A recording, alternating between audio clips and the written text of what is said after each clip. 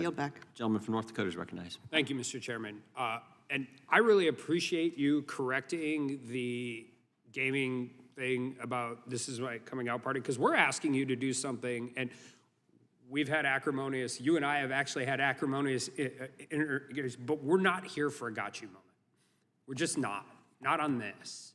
And we're asking you to give us information before the investigation is complete. My only recommendation or suggestion would be when that happens, don't necessarily wait till you ask, because don't wait for us to ask. Because and I'll go through why in a second. I appreciate you coming in. I appreciate you telling us things. I appreciate you guys going against essentially your normal policy of waiting till an investigation is done, because the American people need to know it. But here's why. There's a guy with a rangefinder walking around that everybody noticed and then couldn't find. You know, he's scaled to the top of a roof within 150 yards line of sight to the presidential, Republican former presidential candidate by climbing a drain pipe, and then you said some equipment. He was being pointed out by rally goers everywhere they could, and nobody could figure it out. There's maybe supposed to be local law enforcement in the building, either upstairs or downstairs, and all of this is going on. And I was talking to a colleague of mine yesterday on the floor, and it's like, I hate the conspiracy theories that come out, but this is not the FBI's purview. This is the Secret Service's purview. This is so comically inept to the average North Dakota citizen. Is just, they look at this and they're like, how could this possibly happen? And so by you giving us information in a really meaningful way, even though we know the investigation's ongoing and things can change, that at least helps us to deal with that and figure out where we're at. And so, I mean, and you're doing all this. This guy had no combat training, no counter surveillance training that you're aware of, right? I'm sorry, I couldn't quite hear that. He had no combat training. Oh, no, I don't think any, certainly no what we would call, what you and I would call combat training. Obviously, he was a fairly active recreational shooter, so he did plenty of shooting. A lot of guys in Western North Dakota, right?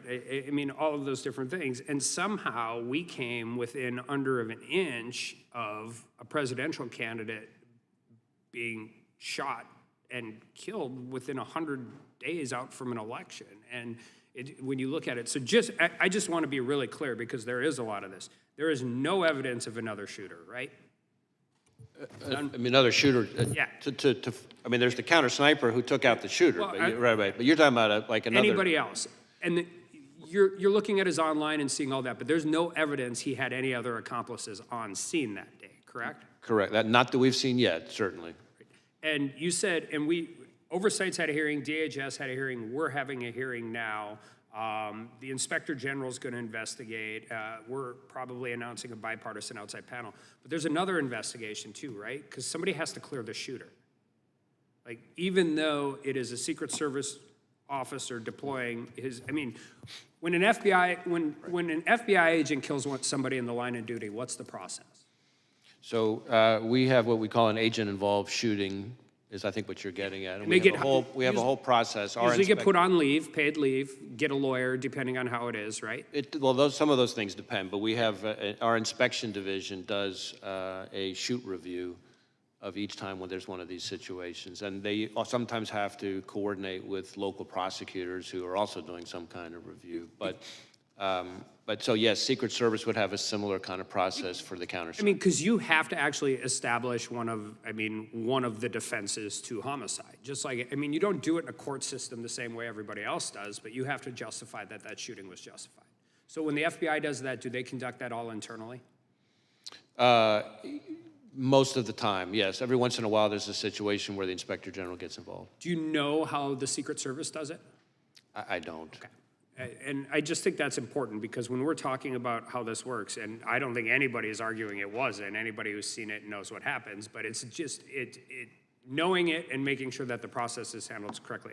And I just want to shift gears with my last 30 seconds really quickly, because we had a hearing on the northern border in Grand Forks, and you were talking about specific threats from Iran, but also generally. And we've diverted an exceptional amount of resources at the southern border. Our interactions, 114% increase in apprehensions. And the one specific thing, with all due respect to my friends and my neighbors from Canada, it's a lot easier to get into Canada for some of these countries where we have these real issues with terrorist threats than it is to the United States, particularly Iran. And are you guys monitoring that and making sure whatever coordination you have with Canada, that we're paying attention to that as well?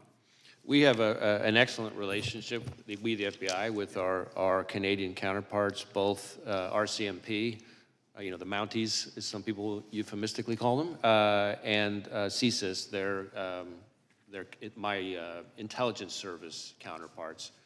We have great relationships with them, and terrorism is, I find, probably the #1 thing we talk about. Yeah, they're understaffed and overworked on the northern border, and they can use all the help you get. With that, I yield back.